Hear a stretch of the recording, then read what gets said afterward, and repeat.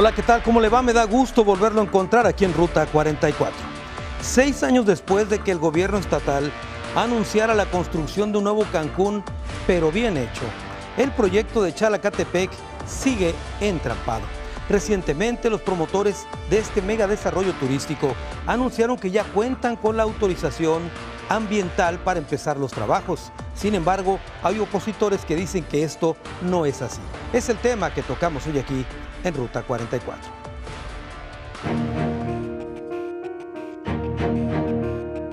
La Secretaría del Medio Ambiente y Recursos Naturales otorgó la autorización de la manifestación de impacto ambiental para el desarrollo Vistas, que en realidad se trata del proyecto de Chalacatepec. La dependencia estableció condicionamientos para el desarrollo que pasó de más de 8,000 cuartos de hotel a 4,650 para evitar impactar la zona. El megadesarrollo turístico eliminó el campo de golf e incluyó huertos y hoteles boutique. Sin embargo, ejidatarios y pescadores manifiestan su inconformidad porque no se han resuelto los aspectos legales y debido a amparos y controversias no pueden iniciar las obras todavía. Ya hemos tocado aquí en Ruta 44 el tema de Chalacatepec, pero es tiempo de hacer una revisión de cómo marchan las cosas. Saludo con mucho gusto a Raquel Gutiérrez Nájera. Ella es doctora en Derecho Ambiental y profesora investigadora de la Universidad de Guadalajara. Raquel, bienvenida. Gracias, Carlos. ¿Cómo estás? Bien, Raquel. A ver, el tema de Chalacatepec, decíamos hace un momento que los promotores de esta obra ya recibieron la manifestación de impacto ambiental, es decir, la famosa MIA, la aprobación, y ellos dicen que ya están listos para iniciar. ¿Por qué no nos hablas de los alcances de esta aprobación ambiental? Sí, mira, precisamente la quise traer, es este documento, ¿verdad?, de más de 100 cuartillas, donde la Dirección General de Impacto y Riesgo Ambiental otorgó la autorización en la materia al proyecto Desarrollo Vistas. Es muy relevante esta autorización, quiero decirte que tiene sus claroscuros. De hecho, yo estoy gratamente sorprendida en términos jurídicos porque me da la impresión de que la autoridad cuidó mucho esta autorización, que efectivamente hizo un análisis de todos los instrumentos de planeación, protección y de aspectos normativos de leyes sectoriales que tienen impactos en toda esta área donde se pretende realizar el proyecto de desarrollo Vistas. ¿Por qué te digo eso? Porque efectivamente hace un análisis exhaustivo de todo lo que tiene que ver con la tortuga marina, de todo lo que tiene que ver con los humedales, de todos los aspectos que tienen que ver en función de cambio climático, toda vez que estamos en presencia de un desarrollo inmobiliario costero, ¿no? Y que obviamente va a tener algunos aspectos relativos al cambio de clima por la elevación del mar, de los niveles del mar a futuro. En esta tesitura hizo tan bueno el estudio que nos dio también todos los elementos para oponerse. Para oponernos, exactamente. Claro. Por eso te digo que es una resolución maravillosa para los abogados para ambientalistas los que se están oponiendo. Vamos a entrar a revisar, el tiempo es muy breve, pero a fondo este tema. Pero yo te quisiera preguntar, antes ya había habido un proyecto que incluía un campo de golf, 8,000 habitaciones, etcétera. Sí. Esto es distinto. Esto es distinto. Estamos hablando de otro proyecto que sí implica desarrollo inmobiliario, hoteles, comercios, residencias, ¿no? Áreas para agricultura y una área fuerte para un área natural protegida privada. Aparentemente diríamos, bueno, este es un proyecto que es amigable, ¿no? Porque recorta incluso el número de habitaciones. Así es, y todo. Estamos hablando de 8,000 a 4,000, casi la mitad, pero aún así no le da, Carlos, de acuerdo a los instrumentos de planeación que existen y que me parece que son, para mí, el aspecto de ocupación de uso del suelo, el aspecto del santuario de la tortuga marina, el aspecto de los humedales y cambio climático y todo el sistema regional ambiental, pues son aspectos bien frágiles para evaluar dentro de un proyecto de este alcance. De hecho, la autoridad en alguno de sus considerandos así reconoce que estamos en una zona de alta fragilidad ambiental. ¿Por qué? Porque tiene humedales, tiene selva tropical subcaducifolia, tiene tortuga marina y tiene toda la zona costera aledaña a todo un desarrollo inmobiliario costero. O sea, en términos ambientales, pues yo la verdad no me pondría a construir un desarrollo como el que fue autorizado. Es decir, habiendo tortugas, como tú describes, 2 humedales que están protegidos a nivel internacional, una laguna, según tengo entendido también, una laguna. Y la selva, como tú dices, son las peores tierras para hacer un desarrollo turístico. Así es, en términos así. Y la autoridad lo reconoce. Si a eso añadimos que afortunadamente esta área que está aledaña a todo el poblado de José María Morelos en el municipio de Tomatlán, Jalisco, pues nosotros ya la recorrimos, Carlos. Recordemos dónde estaba yo hasta cuando leo esto, me estoy situando donde estaba el campamento tortuguero, donde estaban todas las, haciendo toda la incubación de las tortugas. Estuvimos. Y que también nos tocó mandar unas al mar, padrísimo, ¿no? Entonces, a ver, Raquel, tengo que hacer una pausa. Vamos a entrar de fondo a este análisis sobre esta manifestación de impacto ambiental. Después de la pausa, platicaré con otro de nuestros invitados. Claro que sí.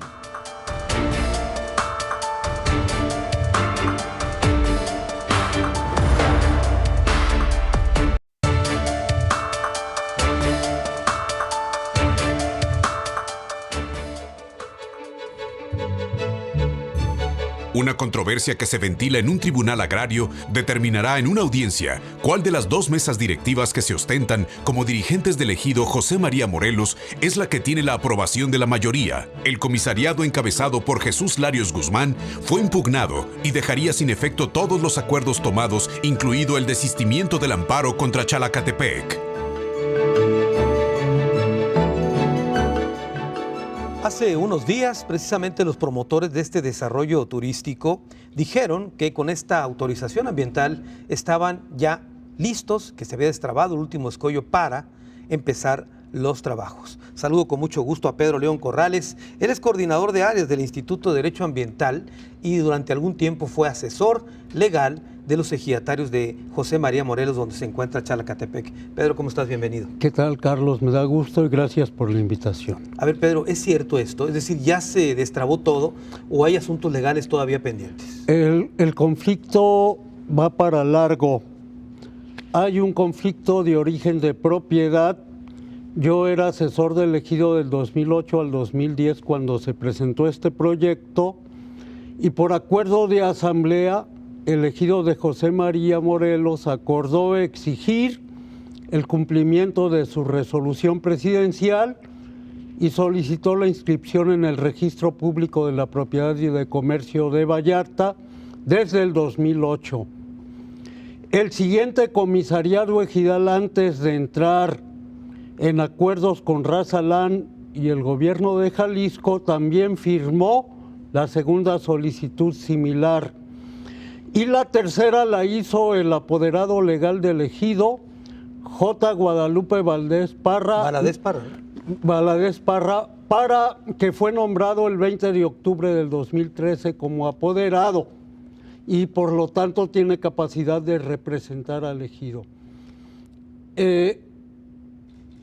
Hace un mes aproximadamente llegó la orden de la SEDATU para que se registre nuevamente el decreto en el registro público y eso actualiza el conflicto de propiedad. Hay nuevos actores en este conflicto de propiedad. Aparece el hijo del general Fierros, un doctor, el propietario de la hacienda de la Nancy, que es el predio de donde nace el ejido. Donde nace el ejido de Morelos y que llega hasta el mar. ¿Que es donde está Chalacatepec? Exactamente, incluye a Chalacatepec. Y aparece que en el registro público de la propiedad la hacienda está completa, no ha sido cancelada su inscripción y hay un decreto presidencial que ubica toda la zona de Chalacatepec como propiedad de José María Morelos. Entonces ya hay 2 actores claramente establecidos, se afecta la propiedad de la hacienda y el nuevo propietario es José María Morelos desde 1970. 60, ¿no? 60. En 1965 siembran una propiedad dentro de la hacienda y dentro del ejido con puros papeles, sin tener ni un surco de tierra, llamada Cholaparam. ¿Hacen aparecer ahí esa propiedad? Aparece la propiedad primero por 300 hectáreas y de manera totalmente fraudulenta inscriben 4.500 como excedencias. Y ese es... De ahí nace el terreno de Chalacatepec. Lo que es el predio de Cholaparamán y el proyecto de Chalacatepec, que el 2009 se constituye sobre 1.200 hectáreas en el contrato del fideicomiso que aquí está. Claro. Y se establece el vínculo del gobierno del estado, el Instituto de Pensiones y el propietario fraudulento Sobre Ricardo tierras fantasmas. sobre tierras fantasmas. O sea, esto es el conflicto de propiedad, pero ya se actualiza el conflicto por el nuevo trámite de SEDATU que al solicitar la inscripción da pie para que se pueda impugnar cualquier acto que afecte la propiedad del ejido nuevamente. Pero ya hay un amparo, ¿no? Hay un amparo 711 que era una impugnación genérica, preventiva, pero ahora hay actos concretos. Uno, aparece en 1.200 hectáreas con un fideicomiso de origen fraudulento y sembrado en la propiedad de la Nancy y en la propiedad de José María Morelos. Ese fideicomiso que traes ahí Sí. son las tierras donde invirtió Pensiones del Estado para hacer Chalacatepec. Exactamente. Y los sindicatos que aportan las pensiones están también inconformes, es otro actor. O sea, los sindicatos, el ejido y el hijo del general Fierros se inconforman con este proyecto fraudulento, más los afectados pescadores y salineros. El conflicto empieza nuevamente en una siguiente etapa porque ya hay actos nuevos y al haber actos nuevos se pueden impugnar nuevamente. Si hay un propietario, tiene legitimación para impugnar el ejido Morelos. Incluso el hijo del general Fierros también puede inconformarse, porque él reclama la indemnización de la hacienda y tiene acreditada la escritura en el registro. Ahora, esa es una parte. La otra, el gobierno de Aristóteles le apostó a frenar la controversia fabricando una representación ejidal que le autorizara lo que ellos quisieran, pero cometió un grave error. Dos representaciones ejidales no pudieron legitimar el proyecto. La del 2008 al 2010, cuando yo estuve, por el contrario, promovieron el cumplimiento de su decreto presidencial. Pedro, tengo que hacer una pausa, nos ganó el tiempo, pero continuamos con esta intervención con eso tuya lo cierro. Después de la pausa. Le quiero informar que este espacio, Ruta 44, tratando de buscar el equilibrio, invitó al secretario de Turismo para que hablara de este desarrollo turístico y no pudo acudir por problemas de agenda. Invitamos al director de Pensiones para que también viniera a hablar de Chalacatepec, tampoco pudo acudir por problemas de agenda. Hablamos directamente con Juan Cristóbal Bremer, él es el director y socio fundador de Razaland, la empresa promotora de Chalacatepec, estaba fuera del país y tampoco pudo acudir. Después de la pausa, nuestro tradicional cruce de caminos aquí en Ruta 44.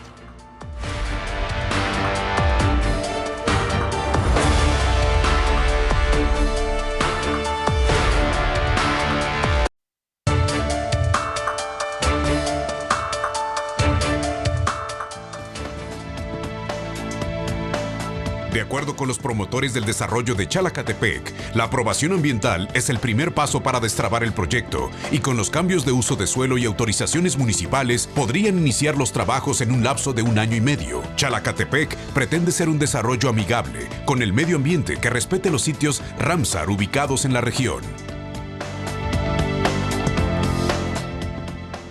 Chalacatepec, un proyecto trabado, es el tema que tocamos hoy aquí en Ruta 44. A Raquel Gutiérrez Nájera escuchábamos hace un momento en la cápsula lo que ofrece precisamente esta empresa Razalan, ser amigable con el medio ambiente. Así en contraste, digamos, ese tono amigable con esta manifestación de impacto ambiental. Pues yo no lo encuentro tan amigable que dijéramos ya en términos ambientales. No perdamos de vista que el proyecto Desarrollo Vistas pues es un proyecto económico al final del día, y que a veces en el área de potencial economía los controles ambientales les parecen como que son de trámite y se pueden pasar. Afortunadamente me parece que Chalacatepec no entra dentro de este esquema de proyectos, y digo que no entra por el sitio, a pesar de la autorización, porque estamos hablando, Carlos, de un proyecto que la ocupación del suelo para hoteles, cuartos, es mínima. Estamos hablando de un proyecto que no tiene agua, está en una zona verde, y estamos hablando de un proyecto que no tiene playa. Bueno, yo quisiera saber qué es lo que ofrece el proyecto llamado así por el nombre de uno de los sitios que hay ahí. ¿Por qué no tiene playa? Mira, aquí es algo bien interesante que incluso, como te decía, el propio director de evaluación de impacto ambiental hizo un estudio precioso en términos ambientales de todo lo que es el área natural protegida de la tortuga marina, porque mencionó todos los instrumentos que tiene de protección la tortuga, porque la tortuga golfina y la prieta llegan todo el año a toda esta playa, Carlos. A ver, si te entiendo no tiene playa Chalacatepec porque esa playa es de la tortuga. Es de la tortuga, la tortuga llegó primero. Y la golfina y la laúd llega en tiempos de agosto, enero. Y lo que es bien interesante es que el propio decreto de protección de la tortuga limita a la autoridad para dar concesiones de playa en zona federal marítimo terrestre, que sería la playa y toda la zona aledaña, playa, dunas, a cualquier particular, porque es de la tortuga. Además, existe una petición de la propia CONAM, la Comisión Nacional de Áreas Naturales Protegidas, donde solicita la concesión de toda esa zona federal marítimo terrestre, toda esa playa, para refugio de la tortuga marina que llega todo el año. Entonces, yo digo, bueno, la autoridad cuando autoriza le dice al promovente, bueno, tú puedes tener algunos clubes de playa, son totalmente incompatibles con el decreto de protección de la tortuga. A ver, ahorita continuamos y me aclaras eso de que tampoco tiene agua. Pedro León Corrales, nos estabas haciendo un recuento legal y me decías que había otros asuntos legales de por medio ahora, ¿no? Bueno, la propiedad está controvertida. El gobierno de Jalisco cometió un error grave. Le apostó todos los huevos en una sola canasta, imponer una directiva del ejido José María Morelos en Casa Sarita, que ya ha sido en Canal 44 documentado anteriormente. Revisamos la validez de una elección ejidal en un lugar distinto a la casa ejidal, requiere convocatoria previa. No hubo. Está muy firme que para sesionar en asamblea en un lugar distinto al oficial se tiene que emitir convocatoria previa por lo menos 8 días antes. Y en el caso de la elección de Casa Sarita no hubo ninguna convocatoria para sesionar ahí. Es una causa perdida y todos los actos elegidos durante 3 años, de aquí a octubre, dependen de lo que haga esta representación que salió de Casa Sarita y no tiene ningún valor. Está a la vista la controversia 15/2016 del Tribunal Unitario Agrario 13, donde se impugna la elección de Casa Sarita, pero lo más interesante, la controversia agraria en un solo expediente permite impugnar todos los actos que se deriven del original. O sea, la elección del 23 de octubre y todo lo subsecuente incluye convenios con la Secretaría de Comunicaciones para proyectos también de agua, incluye el asunto de la carretera 200 e incluye la anuencia para el proyecto de Chalacatepec. También el desistimiento del amparo. El desistimiento en el amparo 711, pero algo más importante, vienen nuevos actos y esta mesa directiva ya tiene impugnado lo que vaya a hacer en lo que le resta sobre el proyecto de Chalacatepec y hizo algo el domingo. Realizó una asamblea dura para cambiar el destino de las tierras, ya está impugnada la acción del domingo. Toda la apuesta del gobierno del estado depende de la validez de todos los actos realizados por una representación que ya está impugnada. Que está impugnada y que no tiene posibilidades de que sea legalmente reconocido, porque está muy claro el criterio del requisito para sesionar en asamblea y no lo cumplen. Es una causa perdida para Ras Alán y el gobierno de Jalisco. Muy bien. Voy a una pausa, Pedro, regreso con más de este tema.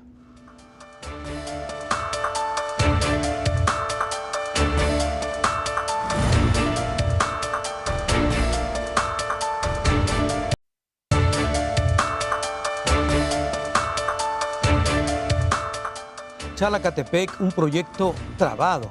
Es el tema que tocamos hoy aquí en Ruta 44.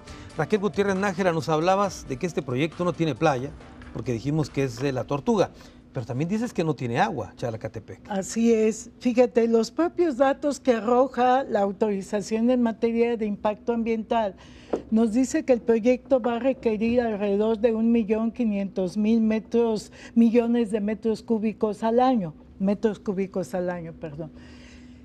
La misma MIA nos dice que el proyecto se encuentra en una zona vedada, en Tomatlán, identificada por la Comisión Nacional del Agua, y donde existe una grave sobreexplotación de los pozos que ya existen para abastecimiento humano y que los pozos que hay tienen un alto grado de salinidad.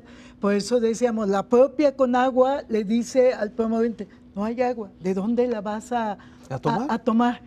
Entonces dice, los requerimientos que tú proyectas, la zona, el sistema ambiental regional y la región hidrológica donde vas a ubicar tu desarrollo inmobiliario costero, es una zona de veda, no tiene agua, está sobreexplotada.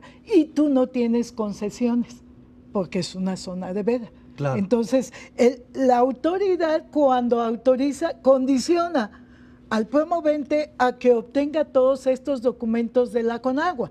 A ver, yo digo, pues la Conagua no puede decir, fíjate que siempre sí hay agua. A ver, ¿no? Raquel, y pregunta de alguien que no conoce de este tema, ¿y no era más importante, antes de otorgar una manifestación, una autorización ambiental, haber pedido sus requisitos solventados? Es decir, primero garantízame que vas a tener agua y luego te autorizo. Claro, yo creo que eso era lo que la autoridad debió de haber hecho. Máxime, Carlos, cuando ya existían opiniones del propio sector ambiental, como es la CONAM, como es la CONABIO, la Comisión Nacional para el Uso de la Biodiversidad, como es la propia Dirección de Gestión Integral de Política al Interior de la propia Semarnat, que nos alertaban sobre estos aspectos y que decían que el proyecto era inviable y que el proyecto debería de someterse a todo el programa de la tortuga marina y todos los decretos y normas oficiales mexicanas que existen. Según tengo entendido, los promotores de Ras Alán, estos de Chalacatepec, hablan de traer agua de un río lejano de la zona. No, ese es San Nicolás, que está ahí muy cerca, no, está dentro del sistema, de hecho lo menciona la propia autorización en materia de impacto ambiental. Pero no da el agua para eso. No da el agua para eso. Y luego, Carlos, si nosotros nos fijamos, las condicionantes que les ponen para antes de empezar, pues tienen que entregar programa de todo. en materia de cambio climático, de flora y fauna silvestre, de tortuga marina, de manejo de zonas costeros, etcétera. Son como 8 planes, programas que tendrían que desarrollar antes y que la autoridad tendría que evaluar y decir si son pertinentes o no. Es decir, que esta autorización ambiental está condicionada para que pueda finalmente operar, tiene que cumplir primero con esto. Tiene primero que cumplir con esto. Y de entrada, aquí ya se le está supeditando al decreto de protección de la tortuga, a las concesiones de Conagua, a el manejo en términos de cambio climático y escenarios en términos de la estrategia y del programa de cambio climático, en manejo de biodiversidad por ser de una alta fragilidad ambiental. ¿Qué hay ahí? ¿Qué tipo de fauna hay ahí? Fíjate que ahí nos dice que hay varias especies de la NOM 059 y entre ellas nos mencionan algunas especies de ocelote que hay en la zona. Jaguar, que nos dicen que merecen una atención especial. Exactamente. Jaguar también hay. También, entonces tú dices, wow, pues esto en términos ambientales, en términos económicos, pues está muy complicado, ¿no? Claro. A ver, antes de pasarle la palabra a Pedro, nomás te quiero hacer una pregunta muy breve. Esa pista que construyeron ahí, una pista para que bajen aviones, no se le puede llamar aeropuerto a eso, pero hay una pista ya construida. Claro. ¿No debió haberse tenido estudios de impacto ambiental antes, Así autorizaciones es. Y todo? Totalmente. De hecho, recordemos cuando incluso pasamos por ahí que las vacas llegaban ahí a hacer popó y a acostarse y estar así como en una parte cementosa. Esa pista es totalmente irregular, es ilegal. Carlos. Es ilegal. Y de hecho la debieron de haber manifestado ¿Y como no aparece parte ahí? Y no aparece. Muy bien, ahorita regresamos si quieres con la pista y las vacas, Raquel. Pedro León Corrales, a ver, estabas contando que el gobierno le apostó a apoyar una directiva totalmente impugnada. E ilegal y que no tiene ninguna posibilidad de que sea reconocida legalmente. ¿Quién entonces es el que ostenta la representación legal de ese ejido? Bueno, hay dos comisariados ejidales, el que fue electo a convocatoria del Consejo de Vigilancia. ¿Cómo marca la ley? Como marca la ley, y se eligió en el mes de noviembre del 2013, pero hay una figura que está por encima de la controversia de cuál de las dos es válida. El 20 de octubre se nombró un apoderado legal y se hizo cuando había solamente una directiva y convocó el Consejo de Vigilancia y ha sido reconocido por la SEDATU para gestionar el cumplimiento de la propiedad del ejido. Es J. Guadalupe Valadez. Hoy viene. No van a poder frenar la nueva etapa de impugnación porque está la figura del apoderado que está fuera de la controversia de dos comisariados.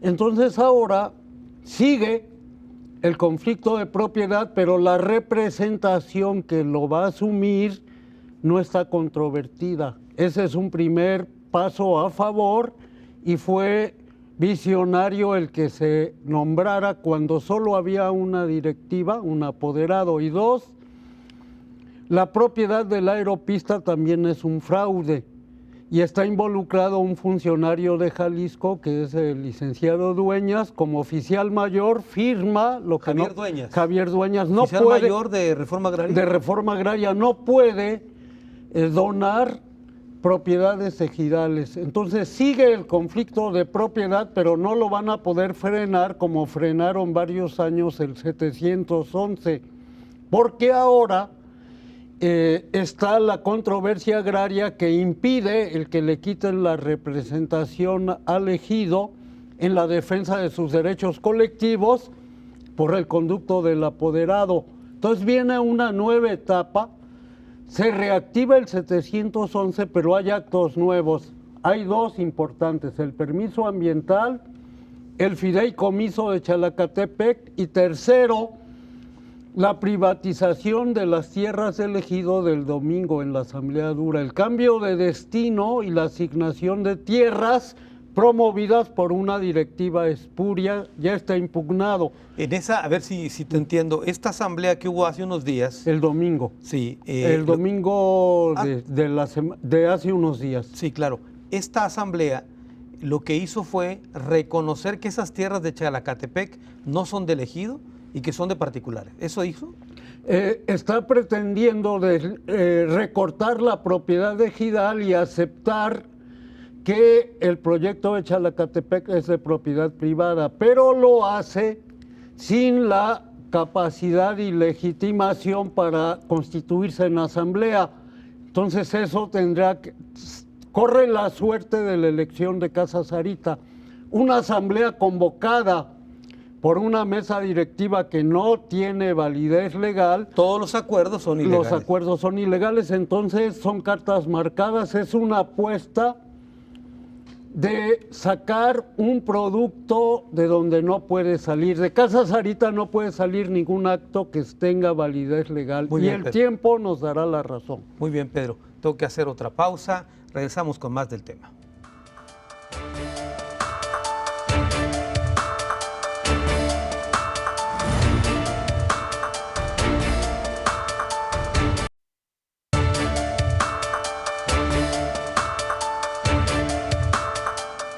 Chalacatepec, un proyecto trabado, es el tema que tocamos en esta ocasión aquí en Ruta 44.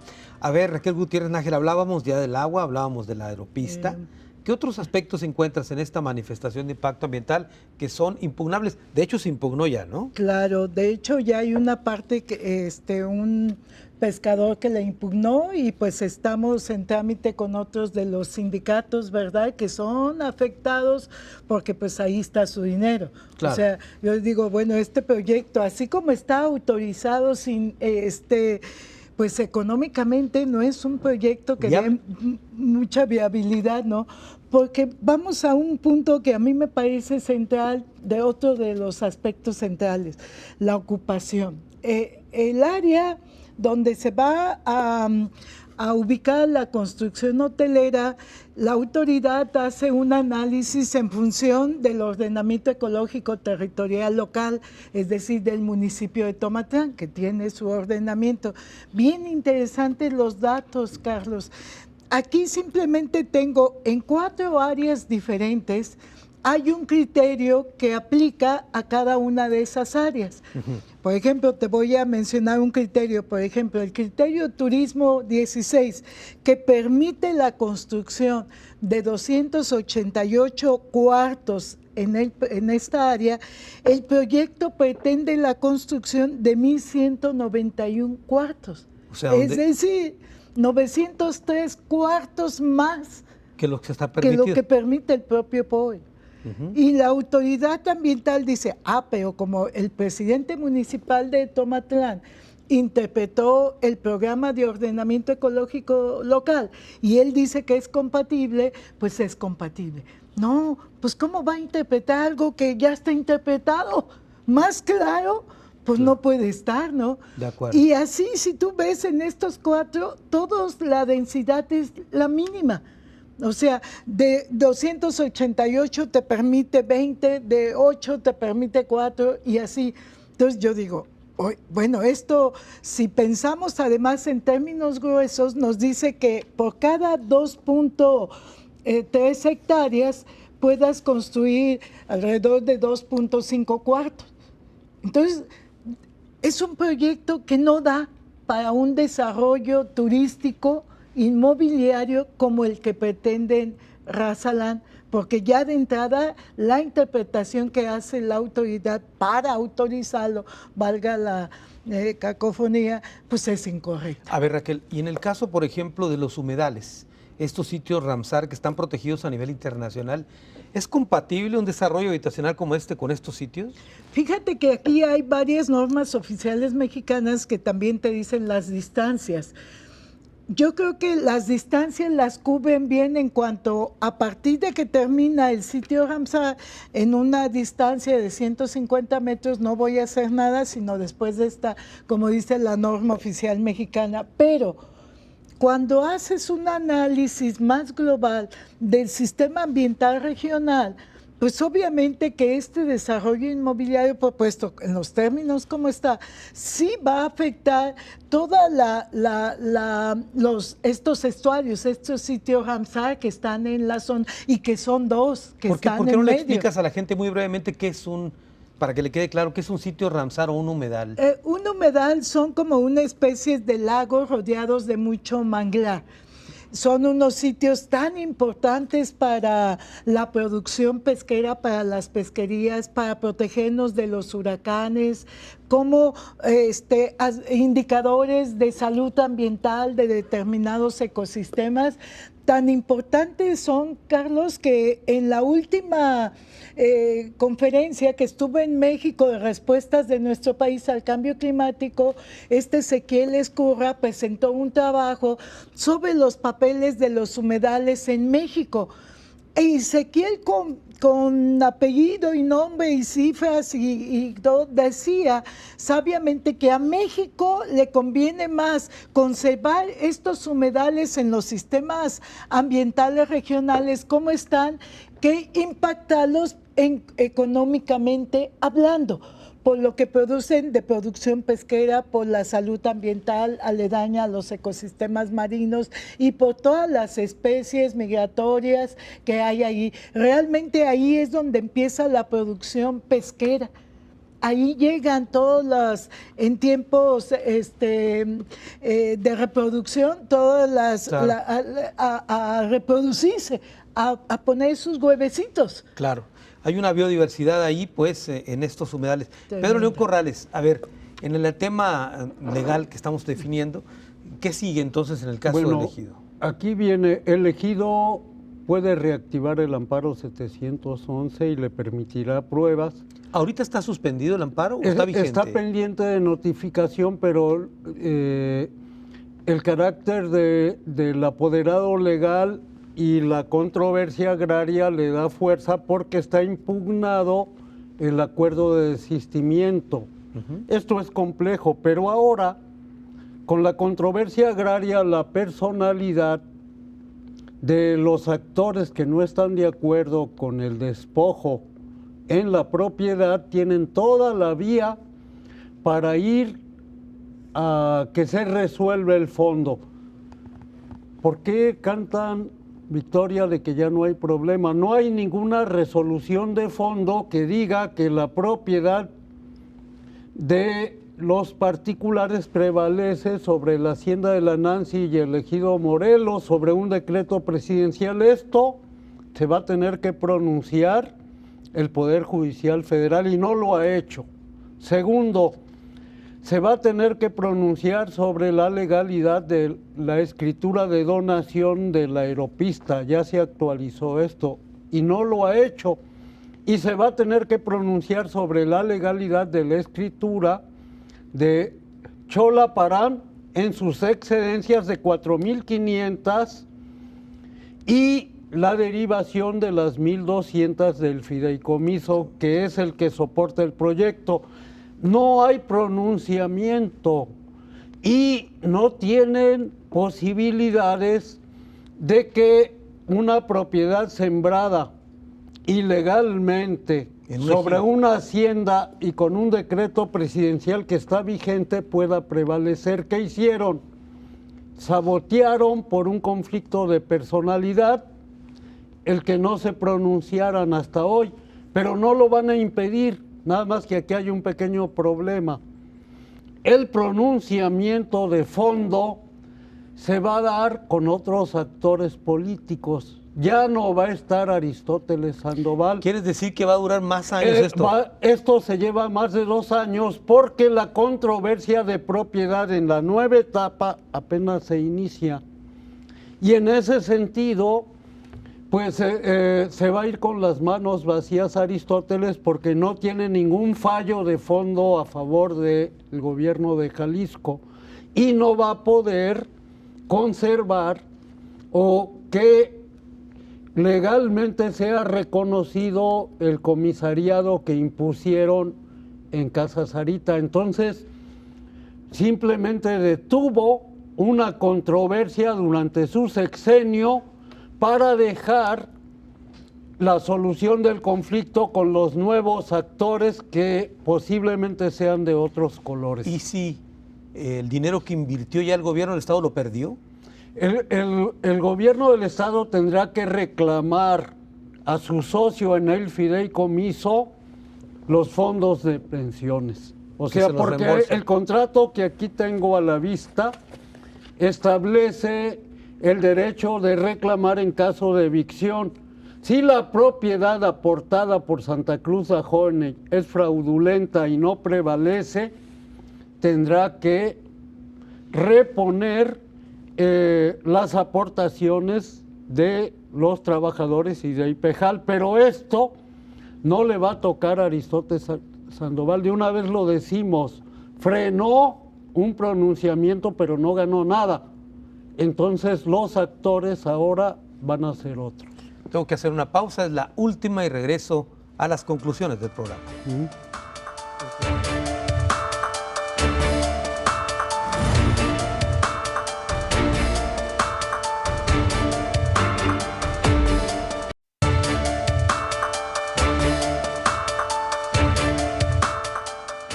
Chalacatepec, un proyecto trabado, así le llamamos en esta ocasión al programa en Ruta 44. Estamos llegando a la parte final y vamos a las conclusiones de este importante tema. Comienzo contigo, Raquel Gutiérrez Nájera. Ajá. Bueno, mira, yo creo que este proyecto de Chalacatepec pues nos trae varios retos, sobre todo en lo que es la aplicación de la ley, la observancia de normas oficiales mexicanas, la observancia de tratados internacionales que tenemos respecto a la protección de especies emblemáticas como es la tortuga marina. Y a la vez nos abre como ventanas de oportunidad respecto a cómo estamos concibiendo realmente el desarrollo de estas zonas tan importantes, ambientalmente hablando, económicamente y turísticamente, dentro de lo que es la perspectiva del desarrollo con cambio climático. Porque eso es evidente que no lo podemos desligar en proyectos de esta naturaleza. Y también nos lleva a repensar y reflexionar respecto de los compromisos que asumimos en las cumbres de cambio climático. Ni más ni menos, Jalisco ahora del 29 al 1, algo así, va a tener una cumbre climática de las Américas aquí. El presidente Peña Nieto y todo su equipo fueron a París a comprometerse con una política fuerte y decidida en torno al cambio climático y con una línea central que implicaba cero deforestación al 2030, que también lo volvió a ratificar el gobernador Aristóteles Sandoval cuando se aprobó su programa de acción climática y su ley estatal de acción climática. Si todos estos instrumentos los vemos al tenor de estos instrumentos, de la acción de gobierno de promover proyectos de esta naturaleza, pues no les encuentras ninguna congruencia ni coherencia. Y entonces dicen, bueno, ¿dónde está el discurso y la práctica y la observancia? Porque lo que tú me dices es una cosa y lo que estás haciendo es otra. Y pero eso no se vale. En este caso incluso no solamente es autoridad, sino también es actor. También es actor, porque él está promoviendo junto con el privado, en una alianza, este proyecto con fondos de los trabajadores de pensiones. Entonces, a mí me parece aquí que sí entramos a temas que de veras requieren congruencia, que requieren de revalorar estos sistemas para pensar que no son tierras estériles, tienen una función tan importante hoy en día. Y que si pensamos en términos de desarrollo turístico, deberíamos de pensar en opciones rurales, campesinas, de baja densidad, que sí son viables.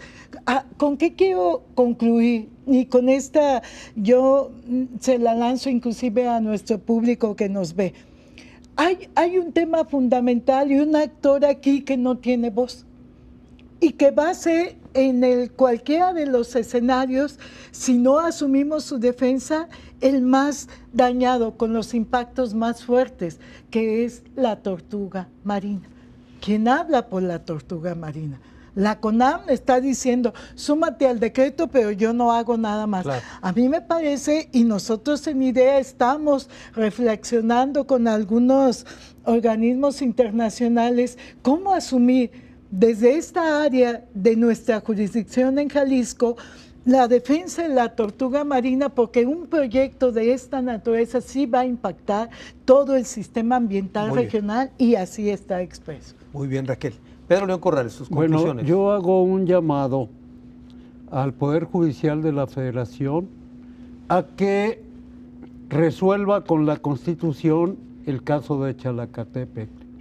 Si hay una protección constitucional a la propiedad ejidal y está vigente el decreto presidencial y se acredita que toda la zona de Chalacatepec fue parte de la hacienda de la Nancy, no hay vuelta de hoja.